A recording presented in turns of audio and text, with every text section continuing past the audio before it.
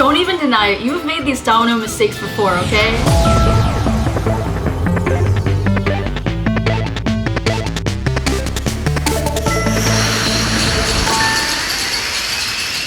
What's up, Domino community? My name is Lily Hevish, and today I'm going to be sharing the top 5 mistakes that domino builders make and how you can avoid them. This is particularly things that I see when people are new to building dominoes, and it's very, very common. So don't be flustered if you've done this before. It is okay. I've done all 5 of these at various points in my domino building lifetime journey. But if you're able to catch these 5 mistakes before you start building, or even after you build it, and you fix it, I guarantee your setups will work much more frequently. All right, the number 1 biggest mistake that I see when people are building dominoes is they make their spacing too large. And spacing is very important when you're building with dominoes. It might seem a little counterintuitive to set up the dominoes so close to each other, but it actually makes it more reliable. Specifically when you make consistent, even spacing. Spacing should generally be between 1 domino thickness and 1 centimeter apart, but make sure it is consistent throughout your entire setup. You might start building a domino line that's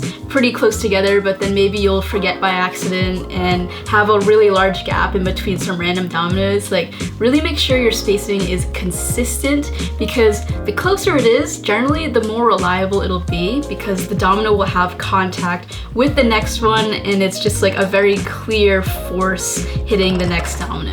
Number 2, your turns are way too sharp. I see lots of builders making turns, like 90-degree angles that have maybe 1 domino that are curved, and that's very sharp. I do mention this in my other tutorial videos, as well as the directions for H5 domino creations. I want to just like point it out a little bit closer here. It says, for curves, use a minimum of 4 angled dominoes in the curve. This is essential when you're making turns. And when I see new builders setting up dominoes, this is probably the biggest thing that they forget. And this is something that can improve your setups and make them more reliable by like 10 million %. Just by having wider turns and using more dominoes with less of an angle in between lines, it's going to make things much more reliable. So do not forget about that tip. If you can master making turns and making consistent domino spacing between all of your dominoes in the setup, like, you're on the road to becoming an amazing builder. Like, those are the 2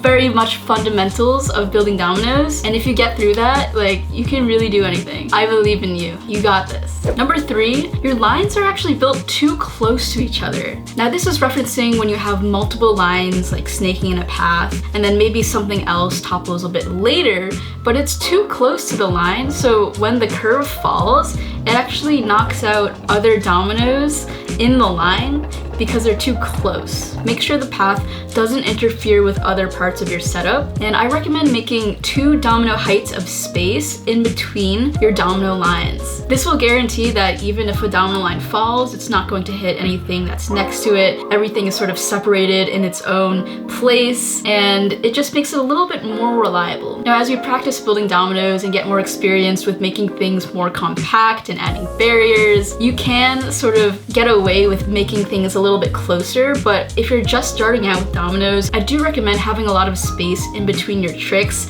just so that things are separated. And then as time goes on, slowly but surely you can make them a little bit more compact. Number 4, your domino path actually isn't connected. And you might be like, wait, what? Of course it's connected. Like, why would I, like, what? But I see this quite a lot, actually, especially when people are trying to build letters out of dominoes or making their name out of dominoes. Like, I'll see dominoes that maybe fall forwards, but they want it to go like in the 90-degree direction, but there's no domino that curves to knock down that domino. It's just like a domino that falls and doesn't have any other domino in front of it, which sounds like a no-brainer, but really, like, check your setups, and especially as you're building dominoes, make sure every domino has another domino in front of it in some way. Before I knock down a setup, I always trace through to see how every domino is going to fall. You kind of have to predict where the dominoes are going to hit to make sure that everything is connected. So double check that, especially as you're building the setup, because you don't want to, you know, mess up setups as you're building them and then have to go in and like change things. Like, it gets more risky. So just make sure everything's connected and double check that. And number 5, your structures actually aren't tall enough or they're too uneven. Now, in my previous domino wall tutorials, which you can watch right over here, I recommended making walls at least 13 layers high, and this will guarantee that everything will fall. And I see a lot of videos where people try to make walls that are maybe like 6 layers high or 8 layers high, and while sometimes it can work, it is still, in my opinion, a bit risky to make something that low. And also, the neatness of your structures does matter, because if dominoes are uneven, it actually makes the structure more stable. One exercise that might be helpful is practicing building a structure but making it a perfect structure. Just one time. Like, be very detailed in where you place the domino, making sure that everything is exactly on the edge. I know it might take a little bit longer to do, but just knowing the feeling of how to place a domino in the proper spot and taking the extra time to be very careful with it will help you so much in the long run. I remember way back in the day, I made this 2D pyramid, and I spent so long making sure that every single domino was like a perfect 90-degree angle with the layer above it. And it looks great. Even though it may have taken me like 3 times longer to build it, that exercise helped me in all of my future setups because I knew how to place a domino well and very evenly and very square with everything else. So I would recommend just trying it one time, make a perfect domino structure, and that'll carry on with you the rest of your domino journey. So what are some other common mistakes that you have made as a domino builder, or that you've seen around the domino community that you can share with everyone else? I'd love to hear your thoughts. Maybe I'll do a part 2 because I know there's tons of other things that I could talk about, so give this video a thumbs up. Make sure to check out my domino tutorials playlist right over here. These are all of the basics to get you started with building dominoes. If you follow all of these tips, you will be on the path to a successful domino project. Our featured community member is Meet Pathagia. Thank you for sharing your projects with the community and keep up the awesome work. As always, I'm Lily Hevish, and keep on building.